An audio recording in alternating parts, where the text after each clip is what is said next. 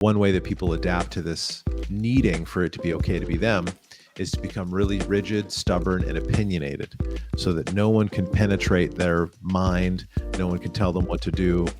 And it also can become something self-sabotaging where they're not as willing or open to let new ideas in and hear other people's perspectives because they typically had a dominating parent who was always trying to put ideas in their head and control them and tell them what to do. Hey, what's up, guys? Duran here, and I'm here with Nick Solaczek. He's a relationship coach. He specializes in helping couples deal with conflict within their relationships. Nick, am I missing anything else?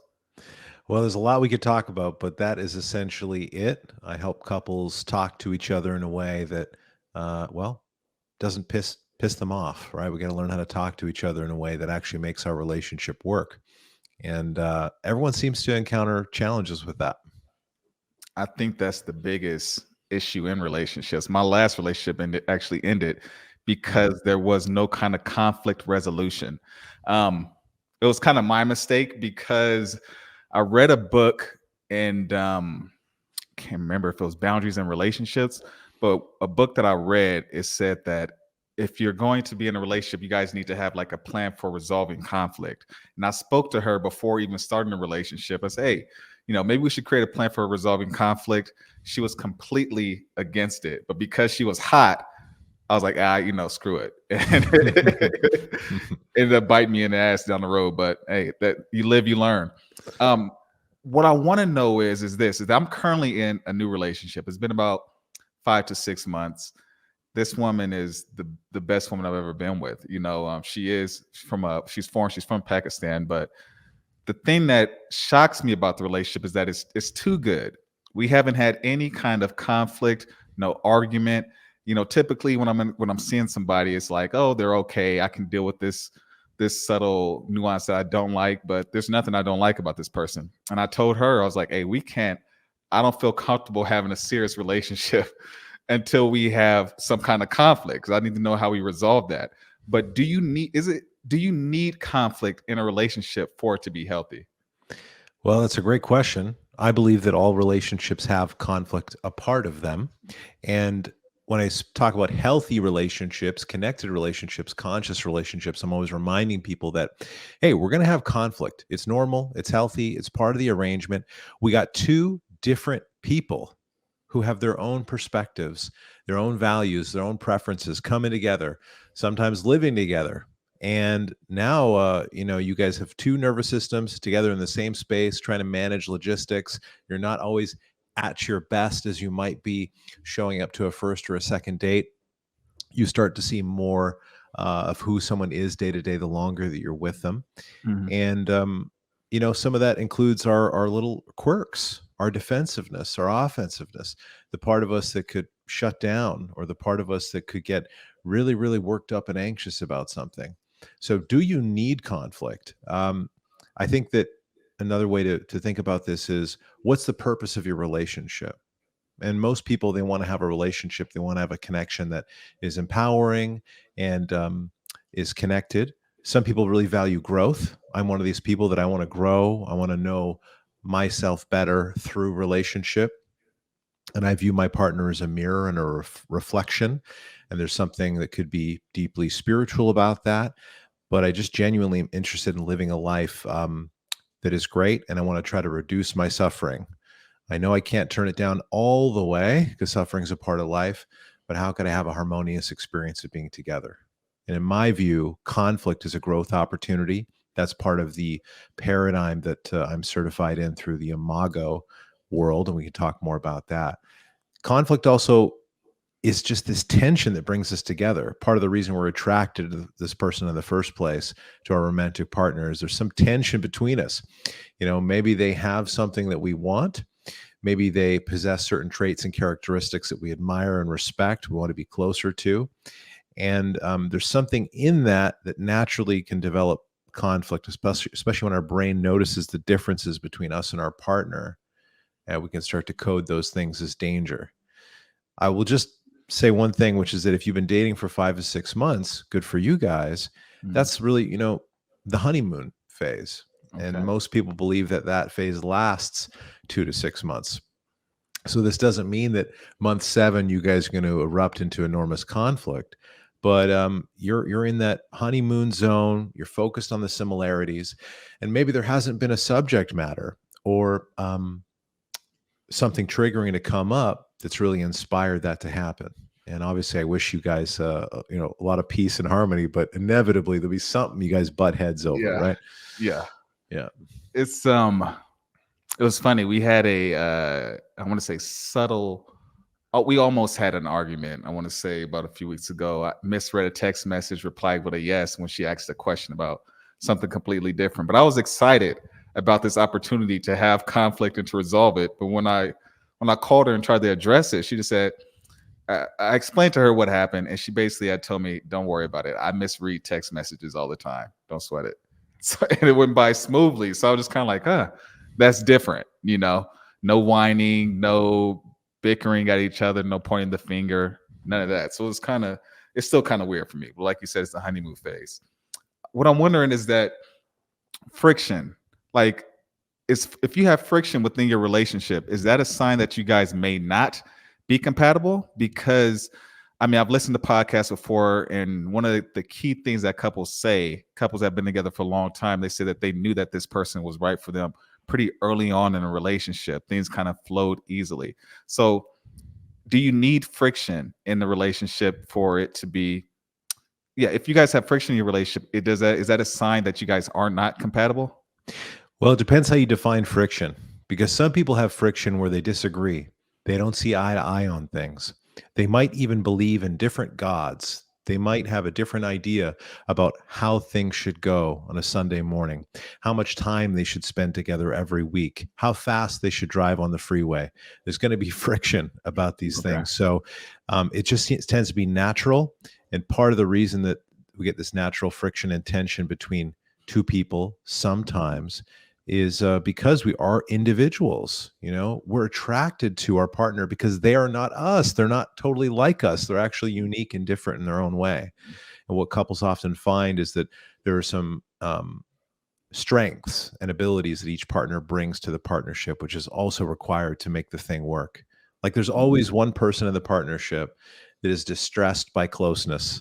They want more independence, more freedom, more time to themselves, and they partner with and they marry and they fall in love with someone who's distressed by separation, who gets a little bit more anxious when there's space, who can have fears and insecurities about spending time apart and what that means. And couples have to work out that dance. It's like the avoidant anxious pattern or the windshield wiper effect, going back and forth. There's a number of reasons that this happens. So the friction's normal, it's natural, it's kind of part of the process. Me and my partner, we have friction sometimes, but we've put a lot of work into our relationship such that day to day things feel harmonious. It feels good. It feels aligned. It feels like we're on the right track. We're going in the right direction. And if someone is having friction in their relationship that feels unsafe, feels chaotic, feels actually kind of scary, that's something that I wouldn't recommend as a long-term dynamic. I see what you're saying. If it's volatile, Yeah. Yeah. maybe that's a sign that you need to step away from it. When there is an issue within a relationship, how do you address those issues without making your partner feel criticized or attacked? One of the hardest things to do is to not take things personally, to make the situation all about you, or to perceive your partner's behavior as an attack or an insult, even if it is. There's a difference between observing what's going on and taking it personally and then reacting. And when it comes to conflict, one of my mentors likes to say that the most dangerous thing that we do in romantic partnership is talk. Because when we can talk in monologue, we can talk down, we can get condescending, we can criticize, insult, call names, we can dismiss our partner's view of reality. And we really start to create inequality. And we can arouse our partner in a way that is not the kind of arousal that couples are looking for. We arouse anxiety. And when people feel that way, they often use negativity to try to get their partner to change or to see their perspective or to agree with them. So one of the most powerful things that you could do in a disagreement or a conflict or approaching a difficult conversation is to use I statements to talk about your reality, what you're experiencing, what you're feeling, why you want to have this conversation, why it's important to you, instead of pointing your finger at the other person and saying, "You did this to me. You're ruining my life. You always do this. I hate when this happens," and bring it. That's just inherently a negative kind of shaming tone. So Mhm. that's one of the first places I encourage people or guide people to start, is to try to talk about themselves without bringing down their partner. You mentioned earlier that people who are independent, they will attract a partner that is a little bit more clingy. Why do we attract our opposites? Or is there any kind of truth to that opposites attract? There's a lot of truth to that. And the opposites attract dynamic has a lot to do with aspects of our core self. One example would be the way that men are socialized and conditioned in the family system, in society. We got messages like boys don't cry. And when young boys or young men show emotion, they might be bullied for that. They might be picked on for that. They might be called names if they're sensitive. Mhm. So a lot of guys learn that it's better to be tough and stoic and hardened and to not show any vulnerability, right? Don't let them see blood. And we become conditioned over time, because there are incentives for us or things that we want to avoid. We certainly don't want to be picked on, criticized, bullied. We don't want to be seen as weak. And we develop certain strengths. Like a lot of guys are really great at thinking and acting, which is more of a logical approach to life. And I'm stereotyping here a little bit, but it Yeah. is helpful because there is a general pattern here, and about 80% of men are this way. They're more logical. They partner with someone who's emotional. It doesn't matter what sex you are. It doesn't matter what gender you are. You typically end up in a partnership where you've got this opposites dynamic. You can think of it as a yin yang, masculine, feminine, whatever you want, emotional, logical, avoidant, anxious. There's usually this thing going on. And it happens because our psyche is actually picking someone to help us grow. We're actually picking someone that has different strengths. For example, I'm the more logical person in my relationship. My partner's the more emotional person. And that has challenged me in certain ways. If I want to make the relationship work, I got to learn how to relate to her emotionally. Mhm. I got to learn to actually hear more about what her experience is without trying to um, insert my logic or my ideas about right and wrong onto her, and just hold space for that, which is really about listening non-defensively, being curious, trying to make more sense of what she's experiencing. And that has helped me grow as a person, has helped me communicate better in other relationships, helped me in my work with couples, and also helped me get more in touch with some of the feelings that I've got, the sensations in my body that maybe I wasn't so attuned to before, because I was thinking so much and focused on facts and logic and reason. And there's a truth here for the opposite, which could be, if we want to stick with the stereotype there, that women it's more acceptable for women to feel their feelings or be sensitive. And so they develop more of a strength and a capacity in that realm. Mhm. And our psyche actually recognizes this and is drawn towards that opposites dynamic. This is really all part of Harville Hendricks's theory, and it's what I'm certified in, Imago. I'm certified as an Imago clinical therapist. And part of that paradigm is pointing to the fact that we got this opposites attract dynamic, and it's not happening to create a nightmare. It's actually happening for us to reclaim parts of ourselves that were not nurtured or developed. Mhm. So the part of me that thought I got to be tough, I got to be dangerous, better not let anybody know that I'm vulnerable in any way or have any, kind of sensitive feelings. And there's all kinds of roadblocks and sticking points that you might imagine if you're not in touch with yourself, or you're not in touch with your emotions. It can be Mhm. very difficult to identify what you need. People wear the mask like, I don't have any needs, all good here, nothing to see. Mhm. And then they can basically also simultaneously believe that their partner is super needy and they're the one that, they have all these needs. That's just one example. There's so many ways that this kind of stuff plays out in a relationship. You mentioned two things to me that just stood out. You mentioned the patriarchy, and you also mentioned the yin and the yang. The yin and the yang reminds me of David Deida's book, The Way of the Superior Man. He talks about sexual polarity within relationships and having your polar opposite and basically creating that balance within your relationships. And then the patriarchal stereotype. What I'm wondering is that is the patriarchal role that society places on men, is that getting in the way of men having romantic relationships? I think that it get in the way in many different setups. Really, what we're talking about here is power. Mhm. So when there's a lack of equality in a relationship, perceived lack of equality, that really gets in the way. When men feel like maybe, like in certain cultures, uh, men see their wives more as second rate or as possessions, or that they don't have, in certain countries they don't even have certain rights. Women are not encouraged to do certain things. Mm. I live in Canada, but personally, regardless of where I live, I value equality in my relationship, and my partner does as well. So we want to co-create that together. So regardless of the norms in society and the things that we're taught, I think we can transcend those in our personal lives. We're able to make choices and agreements that honor something more empowering. Are these things getting in people's way? Yes. I think actually what's more a challenge is our lack of awareness about our attachment style in relationships, how we respond to conflict, how we use young, immature strategies that we use as a child with our adult partner. These are the things that are creating more of the conflict, the misunderstanding, the chaos in relationships. Um, and those are the things that I particularly, focus on, because I'm really about creating results and want people to have practical tools and understandings that aren't just vague or beyond the dynamic of being together.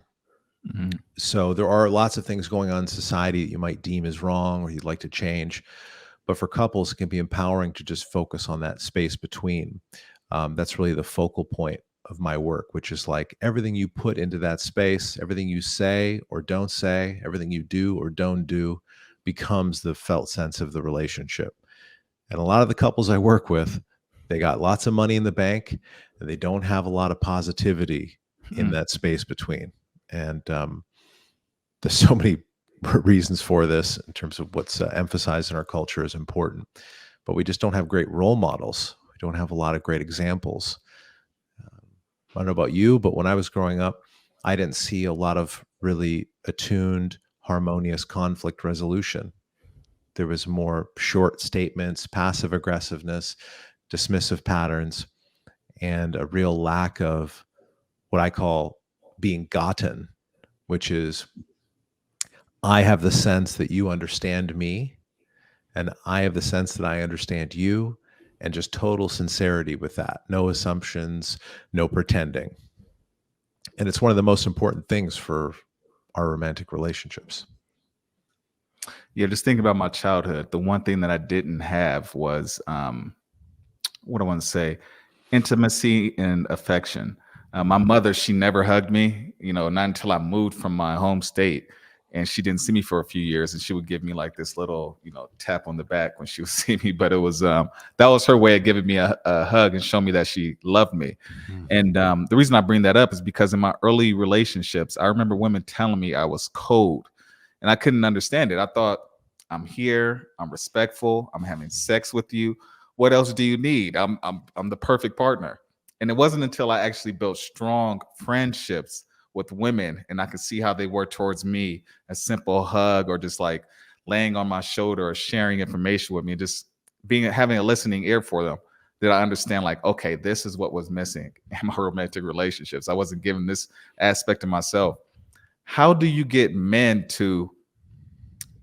are attracting their polar opposite, women are a little bit more affectionate. How do you get men to be aware that they are lacking when it comes to intimacy or the more feminine sides of their personality? That's a good question. I suppose there's a few approaches to that, but one of the first is really just taking on a philosophy that your partner, the person you're paired with, whether you in your mind have an idea that that's for life or that it's for a few years, you really could use that as an opportunity to listen to their observations, like in the way that you did. You said, "Oh, my partner pointed this thing out to me, and I hadn't seen that before, and it didn't really click. But then over time, I started to notice that actually there's something here for me. And the way that I show up can be sometimes a little bit cold or not that affectionate. And then I might be repeating a pattern or playing something out, which is part of my childhood, which everybody does. We're like carbon copies of our parents if we look closely enough, even though we don't want to be. Mm-hmm. And that'd be one of the first places to start with respect to change, just being open, being willing, and listening to that feedback, because we all get it. If you're paired with someone long enough, you're going to get feedback. You're going to get some observation, something pointed out to you. It might be pointed out in a way that's negative. They might yell at you. It might not come across very well, but within that, there is some desire for change that the partner's requesting, and there is a growth opportunity for yourself. This is why most couples therapists and myself continually using this phrase growth opportunity, because inside of that dynamic is an opportunity for one person to grow, to express themselves in a new way, to connect in a deeper way, to maybe just be more curious. Maybe that's their growth edge.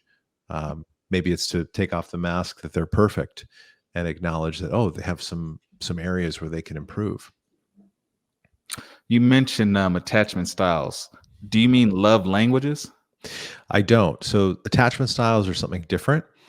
And a lot of couples know about the love languages, and it's been something that's actually a really useful model for couples to start talking about what they want from each other and what they desire and what they want more of in a what I think is a productive way. Attachment styles are something different, which is those start developing when we're in utero, before we're born. They form over time in our family system, depending on what our relationship is like with one of or both of our parents, what's happening in our environment as a child. And at a basic level, when a child doesn't know whether it's going to get healthy connection from one of or both of its parents, it adapts. And that adaptation just becomes a way of life, a way of being, a way of relating. You wake up in the morning and it's just who you are. And some of those styles can sabotage our success in relationship because we are not aware that we have a style, and we're not aware that it's playing a role or an impact, that we have a certain tendency, we have a certain emphasis or a default orientation. So to maybe make more sense of that, there's one style that everybody wants, which is secure. It's called secure attachment. And there are three other styles which are known as insecure: avoidant, anxious, and disorganized. And when couples start learning more about these, they notice that when they evaluate their childhood, they answer like 140 questions, that they show up generally across all the styles. They have a range of experiences, sometimes predominantly more in one category. And one type of person that everybody knows about is the avoidant, the person that's more focused on themselves. They have more of an emphasis on logic and facts. They are comfortable on their own. They're distressed by closeness, and they get paired up with the anxious person who is more emotional. They're more focused on the other to the detriment of themselves sometimes. And we are aware of these things when we experience them in partnership as things that are frustrating to us, annoying to us. And we don't notice that there's actually a attachment style here that was developed in childhood and can be healed. You know, all of these things can be evolved and transformed. We just need to know how, and we need to be working with a partner who also wants to create more of a secure dynamic, which might be called secure functioning. We can't change the core scene of our childhood. That's locked in, but we can make new choices as adults to create more safety, more aliveness, and a more empowering situation. These avoidant attachments, are they sometimes genetic, or are they usually always related to a childhood event that occurred? Well, there's a lot of different thinking on that, and I'm not an expert in the genetics, so I won't speak on that. But the original attachment theory is really talking about the child-parent relationship and the way that that forms certain adaptations. So, if a parent is rejecting, if they are negative, um, if they are not available to the child in a certain way, that they can't meet the child's emotional needs. For example, the child could develop more of an avoidant pattern, learn how to do things for themselves over time, not rely so much on other people. And that creates some of that independence, but they can become like an island as well, sort of isolated and on their own, feeling like they don't belong in the world, maybe having other existential issues.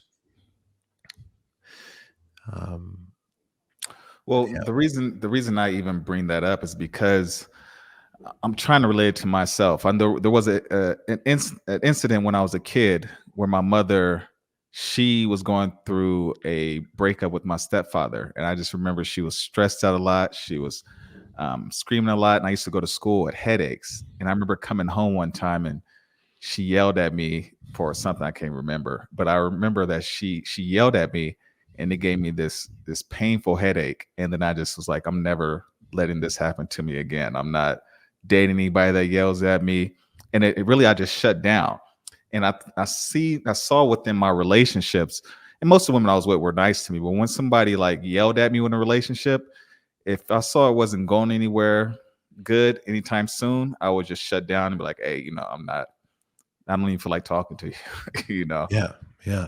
Which is very different than you yelling back or Mm, you getting louder or you getting really, really, really anxious about what's going on and starting to worry and panic. It sounds like your orientation at that time was actually back off, shut down, get quiet, not engage in this conversation because you don't like the yelling, and maybe mm. start doubting it and thinking, you know what? Maybe I'm going to get out of here. I don't know if this is the partner for me. Yeah. Yeah. So that'd be more of like the avoidance style. And that has its own growth opportunities. And, Mm, that person, I resonate with that style as well, has its own hurts and fears. Everyone's got fears in relationship. mm, Um, And if we can take ownership of the fact that we have that tendency, we're one step closer to actually making a new kind of choice, making a choice that might be good for us or good mhm. for the partnership instead of doing the thing that's familiar, that's been patterned over decades. Another thing I used to do is I would engage in relationships that I knew weren't going anywhere. Like it was predominantly just sexual, it was temporary. And I would avoid women who really liked me and women that I really liked because I felt like they wanted something from me at a time that I couldn't give them. When I Mhm. was younger, I thought I need to focus on playing football. I need to focus on my career. I don't feel like I'm a man. I don't feel like I'm capable of worthy of having a stable relationship. So I would push away women when I saw that they were falling in love with me or they really liked me because I had this I knew I had a fear around that. I no longer had that, but I know I had it then. Do you know, is that common within relationships, pushing love away? Yeah, very common. It could be part of this avoidant pattern. It can be a little disorganized, which Mm, is sort of a yes, no. It can be more of a fearful avoidant pattern. But it's convenient for us sometimes to be at a distance from mm, a romantic partner so that we don't have to face certain fears or be vulnerable. Love is risky. Being close, getting connected or attached to another person is a challenge. At some point, we are all going to die. And between now and then, we can experience loss, we can experience hurt. Our partner could cheat on us, they could reject us in some way. It's a vulnerable thing, to be mm, in relationship. And I think a lot of men resonate with this feeling that I'm not ready yet, or I'm not there yet.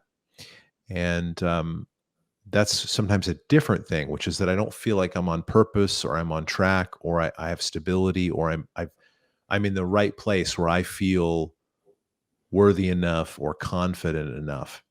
There could be a sense of not being ready or unworthy, I think is the word that you used.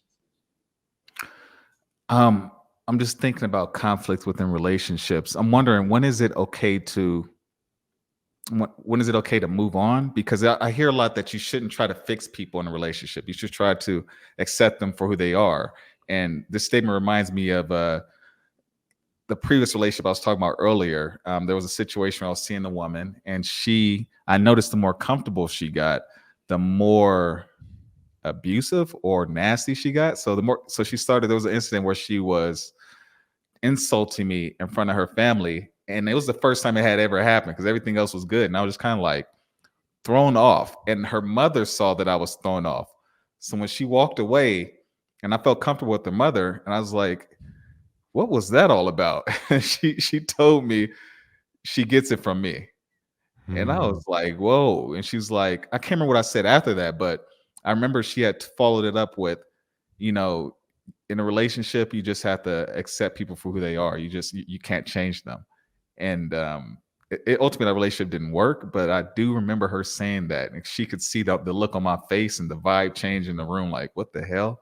So, how do you feel about that? Do you feel like when should you move on, or when should you actually try to work through those difficult moments? I believe that we all have to change if we want to be successful in relationships. We all have to change. It doesn't mean I need to change my entire identity. It doesn't mean I need to change my hairstyle, throw out my wardrobe, and talk differently. But it does mean that I might have to make little adjustments and refinements, that I might have to take responsibility for some of my ways of being, my actions, behaviors, my thinking that might not serve the relationship. And I hear people say this a lot, don't take on a project, don't try and fix your partner, Yeah. don't try and solve all their problems. And there's definitely some wisdom in that, but you often find that actually your partner needs support on certain things from you, and you might sometimes need support on certain things from them. And when it comes to conflict, there's a number of reasons that relationships go sideways, but one of them is this thing we talked about before. Talking is the most dangerous thing that we do. We need to learn how to talk differently. We need to learn how to hang in there in the difficult moments and stick together as a team to actually take on a new paradigm and a new attitude that serves our relationships. This is why I say that we all need to actually change. None of us are perfect. I'm not perfect. I hear you saying you're not perfect. We've all got growth edges. And if we actually acknowledge that, how does that change the way that we relate in these moments and the way that we restore empathy for each other? We can sense what each other is feeling and connect to that reality. So I don't think it's a great idea to always be trying to fix each other, but how can you develop this attitude that, hey, we're here as a team, we both got to grow, and we've got our little quirks and our nasty sides or our dark sides that can come out. How can we protect each other from that? How can we protect the relationship from the parts of us that want to self-sabotage or get mean in a certain moment, get loud? Because Mhm. that stuff's got to go. It doesn't work. I don't think that's news to anybody listening to this, that being negative, nasty, being mean, and yelling at your partner is not going to help things. It's not going to create a more exciting, a pleasurable, loving relationship.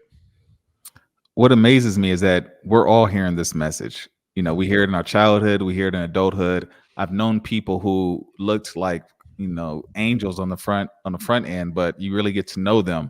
They're pretty nasty. They can be pretty nasty. They can be verbally abusive. And I'm wondering is that although we know better and we don't do better, why do people tend to start working on themselves like after the relationship is ended, like at rock bottom? Why do people start trying to fix things where their partner wanted to fix these things throughout the relationship? They only try at the end. Why does that happen? Well, part of that is just the way that we're motivated by suffering. And we've all got resistance to change. When it comes to working on oneself, we've got resistance. I'm certified in this. I do this for a living. I talk with couples every day about the challenges in their relationship. And for me and my partner, sometimes we'd rather repaint the living room than actually sit down and have a connected conscious conversation or do relationship work. It's way easier to turn on Netflix or go for a walk or do some other activity that doesn't require us to look in the mirror and reflect.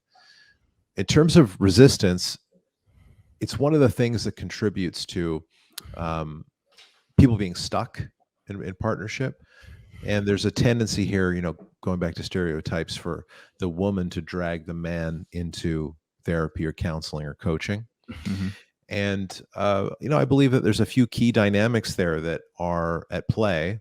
One is the man's resistance to being told what to do, resistance to, feeling like he's weak or inferior, that he can't figure things out for himself, which is kind of like the old cliche about not stopping and asking for directions at the gas station when you're lost. Mm. There's kind of a pride. And there are many other masks and shields and defenses and things that we've got that prevent us from wanting to change because we fear that we're going to have to sacrifice our identity or who we are in some way. And that's a really, really big piece that is relevant, because when we're kids, it's often not okay to be us in a certain way. We're Mm. told to sit down, shut up, speak up, go to your room. We don't always get to make our own choices. Our feelings aren't always honored because the parents are stressed out, managing their own priorities, and can fail to be totally attuned to what's going on for the kid. Mm. And we all want it to be okay to be us. In fact, it's a biological imperative that we will adapt to ensure that that happens. So, for example, one way that people adapt to this needing for it to be okay to be them is to become really rigid, stubborn, and opinionated, so that no one can penetrate their mind, no one can tell them what to do. And it also can become something self-sabotaging, where they're not as willing or open to let new ideas in and hear other people's perspectives, Mm. because they typically had a dominating parent who was always trying to put ideas in their head and control them and tell them what to do. And there's a fear of repeating that. You said something about like I think something around along the lines of parenting, and then maybe it reminded me of my childhood.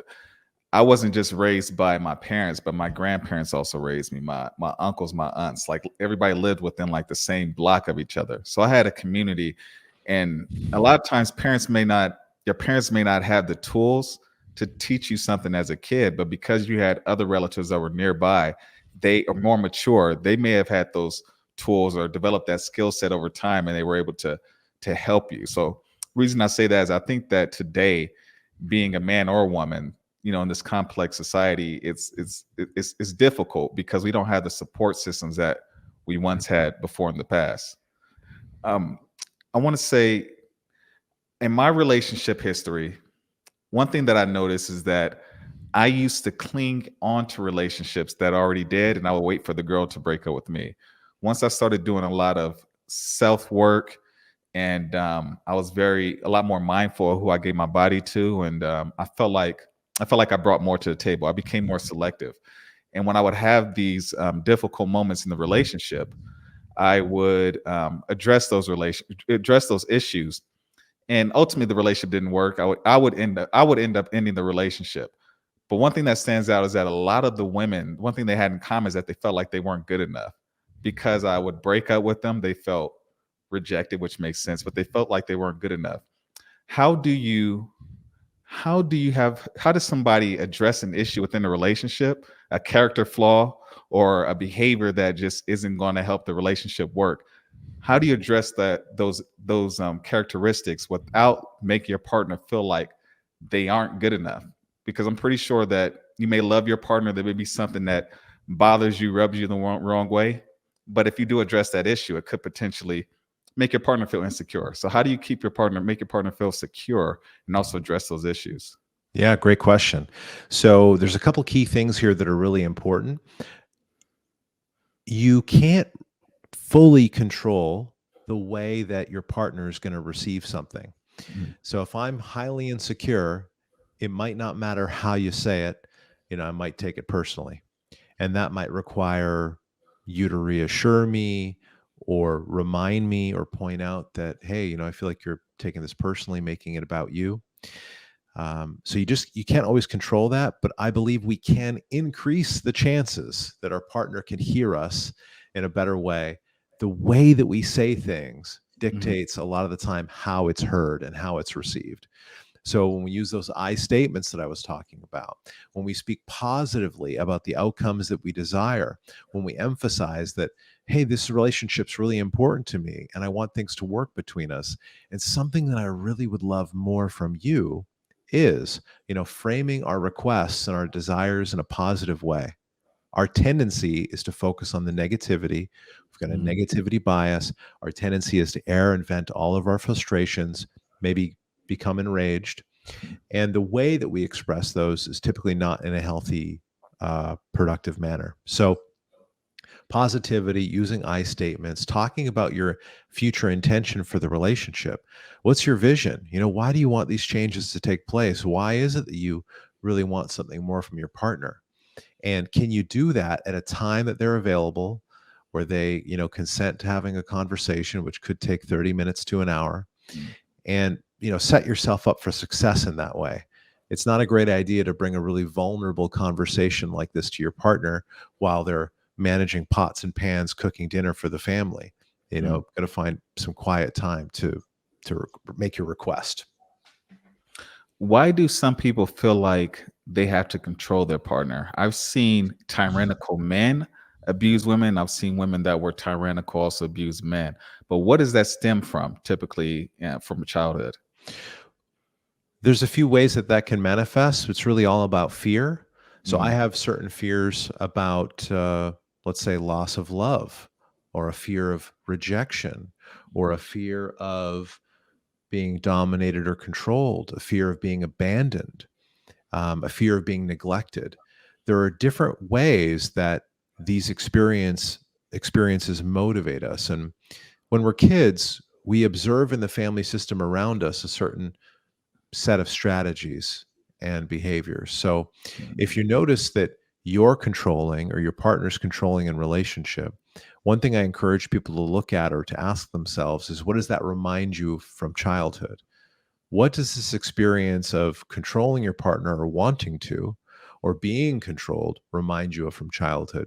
Because the truth is, there's usually a part of us that's drawn to a person like that in the first place because we experienced it before. We're drawn towards a kind of familiar way of relating, a familiar kind of love, for better or worse. And, the individual that wants to control is probably becoming like one of their parents. It's like they learned that strategy as a kid to manage their partner, to reduce their anxiety. It's like, I'm feeling anxious about this, so I'm going to use control or negativity to change you, or make sure you don't do that thing so that I don't have to feel anxious, and then we're good. But we're not really good, because now the relationship is about power instead of equality and Competition. Yeah. I want to say, you said fear. So a lot of this control stems from fear.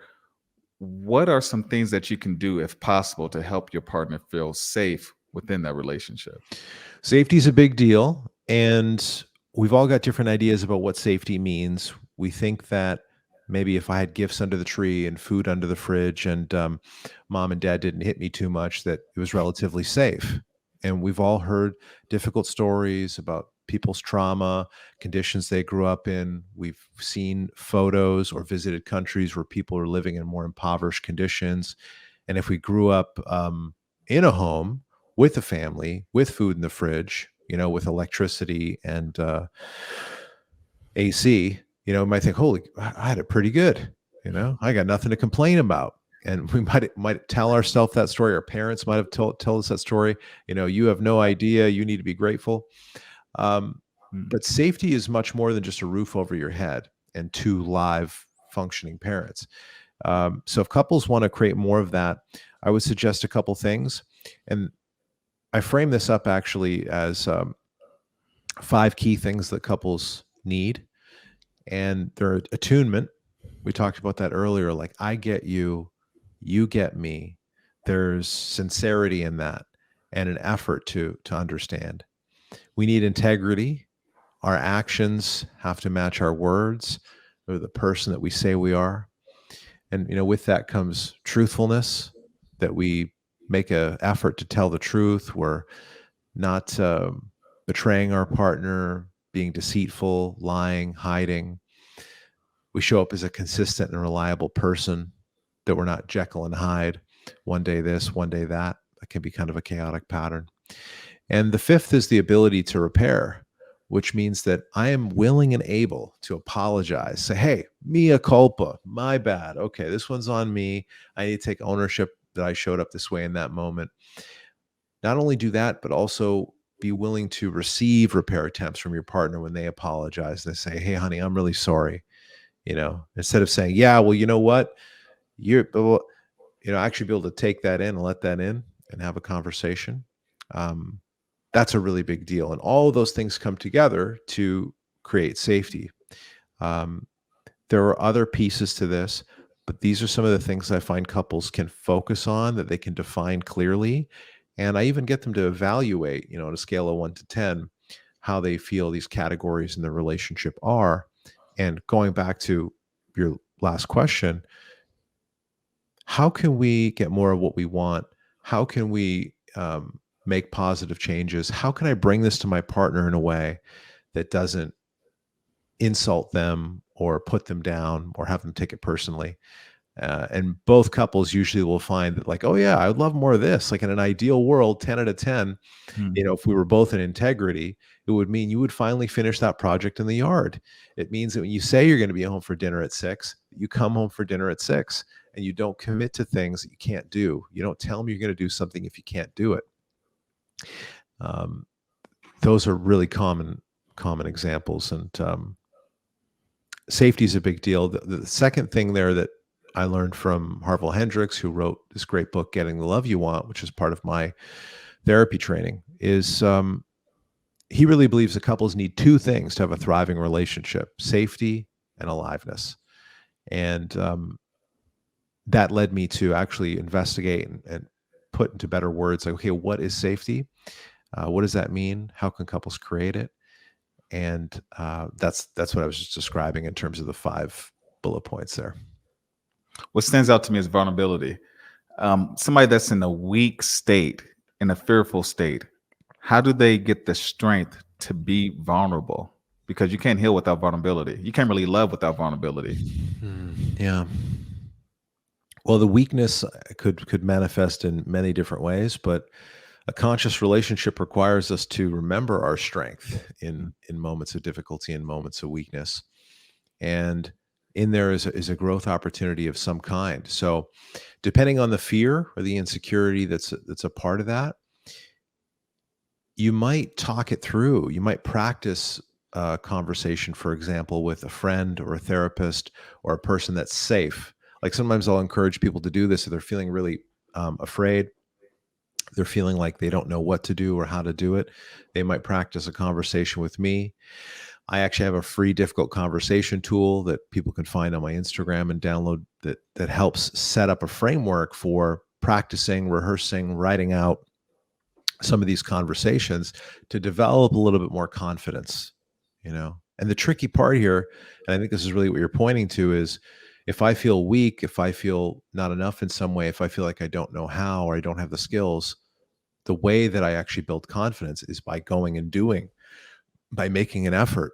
Sometimes that means screwing it up or getting it wrong. But doing our best to move the needle in our life with the skills that are available to us and putting our hand up for support when we're stuck. Be comfortable being uncomfortable. That's what I get from that. I played sports a lot growing up. I played college football, and I know just as an athlete, you don't get better. Your mistakes make you better. You learn from the shots that you missed. You learn from the football catches that you missed. The tackles you missed. That's how you get better. You need to perfect your talent. We mentioned, I want to say, love languages a little bit earlier. We briefly spoke about that. Do you feel like love languages are important to understand? 'Cause I thought about going over this with my partner. Love languages are helpful. I actually never read the book in full, but I've Mm, discussed those over the years with romantic partners that I've had.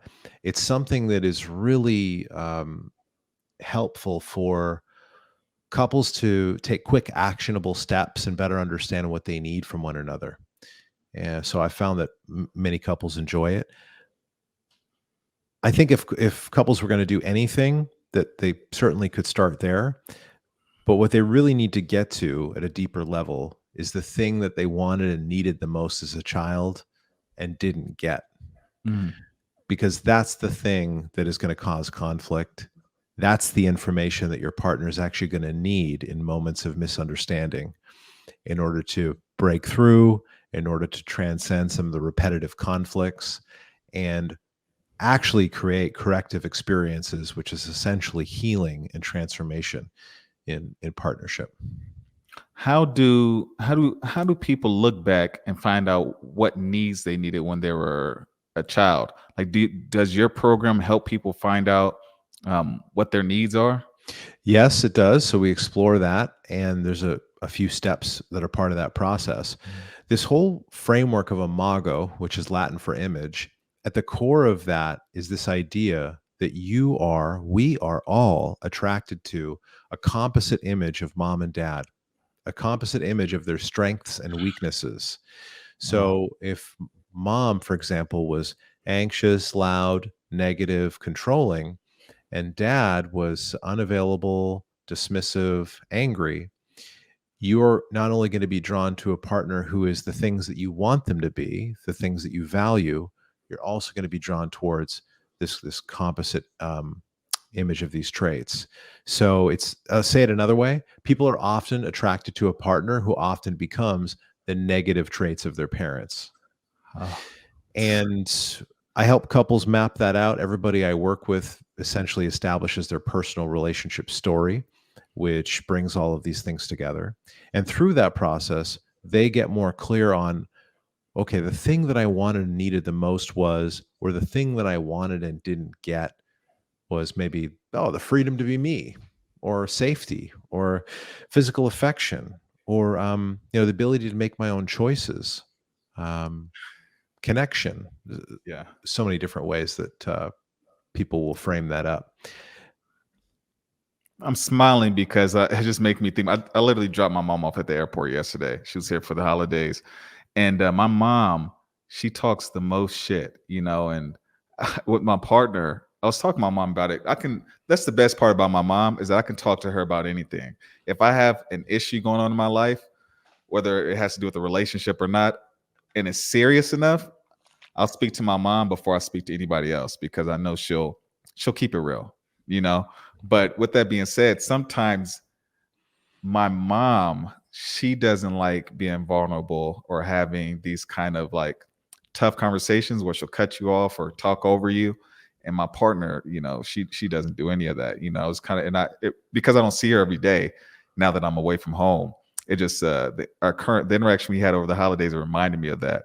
Hmm. What One thing that my mom did do, though, when I was a kid, is that my mother, she gave me the freedom to kind of be who I wanted to be. She never pushed me academically. She never tried to push me in the field. She said, "Hey, a C is a passing grade. If you want to do better, you got to try harder. That's on you." So I understood that my future was what I made my future into. Hmm. So I'm just brainstorming, thinking about, how my relationship affects how relationship with my mother affects my current relationships. Yeah. I want to. Oh, go ahead. Sorry about that. Well, I was going to say, you're a brave man for bringing your personal relationships, your life, the Mm, old patterns you acknowledge, were not great, mm, or, maybe they were self-sabotaging in some way. mm. And, sharing that here with your audience, because that's the thing that people are going to be able to relate to, see Yeah. themselves in you, and also give them some hope that, hey, okay, these things can be changed and transformed. Um, and I find that in the relationship space, there can sometimes be more of a projection that Yeah. people are perfect, and I've got it all together, and look at me and just follow my advice and everything's going to work out well for you, Yeah. and that I know everything. Yeah. So yeah, I I appreciate kind of I hate that as well. I mean, there's a space. I don't know how much you're on YouTube, but there's a space where they're called the red pill, where they're basically telling men that, women are trash, they're gold diggers, they only want money. And I know women don't only want money. I know there's more to attracting a woman than just having a tight body and getting money. There's a the nice guy gets a bad rep, but you do need nice guy qualities if you're going to have a healthy relationship. Sure. Yeah. Yeah. Yes, you definitely need that. It's kind of like they completely forget that, and they give these broad statements about, oh, if she doesn't have blue hair, then she's wife material. The only way you really know if a woman is wife material, or if you want to see how she is within a relationship, is to get to know her and her family. That's going to give you the best idea of who you're dealing with. But okay, so we got 5 more minutes. I wanted to know. I have 2 more questions. So the next question is, how do you know when a relationship is at the end of its time frame, and then or when a relationship has hope and you should keep moving forward within that relationship? Yeah. That's a really, really tough question to answer. When is a relationship done? When is this dead and we need to move Yeah. on? And only individuals can really establish that. I think that uh, what couples need to be asking themselves is, what are we doing to make positive changes? Have we made an effort here to the best of our ability to make positive changes, to address the challenges that we face, to work together as a team on this? And that could take a year, it could take a couple years of professional support, of reading the right books, listening to the right podcasts. It's going to take time, to create the changes that you want. But what I see most often, and the statistic really is that, you know, 80 to 90% of couples don't seek counseling or support before divorce. Now, that has a little bit to do with the fact that some of these situations involve deep betrayal, cheating, addictions, things that people have a hard time overcoming. It doesn't mean they can't be overcome, it's just that people have a hard time with it. And where that leaves us is with a small percentage of the population that is doing the work together as a couple, which is very different than doing individual therapy or work as an individual. And there is hope for couples. I would say that if you have made an effort, you have worked with a professional, you have gotten some outside counsel and support and wisdom, and you've given this a few years and nothing's changing, there's no progress, your partner is unwilling to work on anything or discuss these matters of significance, that might be time to consider making a change. I Mhm. would also say that if you're in that spot, get some, individual support to talk about it. It can be very difficult to deal with a partner who's resistant, not willing to make changes or not work with you on things. That's really exhausting. And it can be helpful to have a third party validate part of your reality and your experience and offer some suggestions based on your unique situation. If a relationship is healthy, the two of the partners are getting along well, what do you recommend for, like, how often should they go to therapy, if ever? It's really up to them in terms of Mhm. where they feel that they're at. So my partner and I, we go to therapy. We go to, we do workshops or read a book, or we'll do a session with a facilitator of our choice. Are we doing that every week at this stage? No, but there were times that we were. There were Mm. times that we were going every 2 weeks until we saw meaningful changes, until we both felt like, okay, I think we got a handle on this. Like we're feeling some resilience. We feel like we've got it. And then it might be time to hang up the phone, maybe not forever. Um, but that's really up to each individual couple to feel like, okay, yeah, I think we've got this. We're really getting somewhere.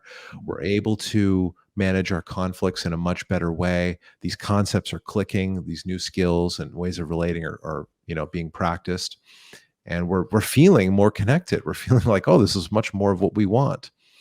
Um, I would go until you get there. I get it. I get it. What I got from that was that therapy gives couples tools to have a healthy relationship. So once you went there a few times and you've gotten the tool set, you got familiar with how to use those tools, it's kind of like you can kind of exit and go on and confidently manage your relationship.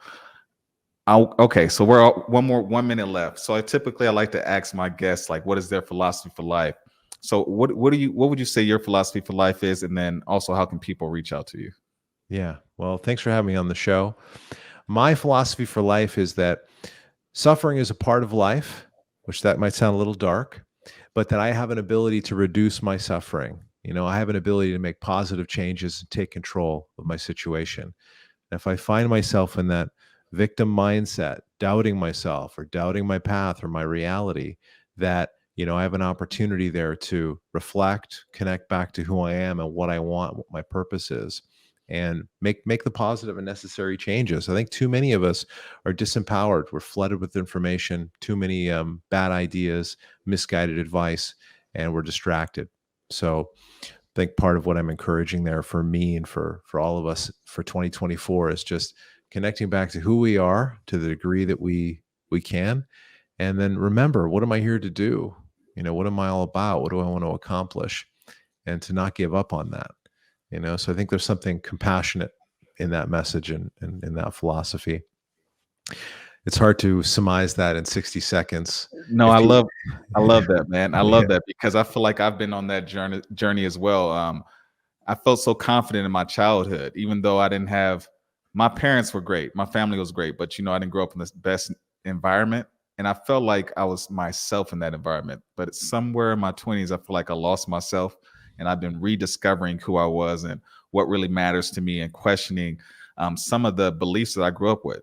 Questioning just questioning cultural norms in general, and taking pieces from other cultures that I do like, which helps me be me.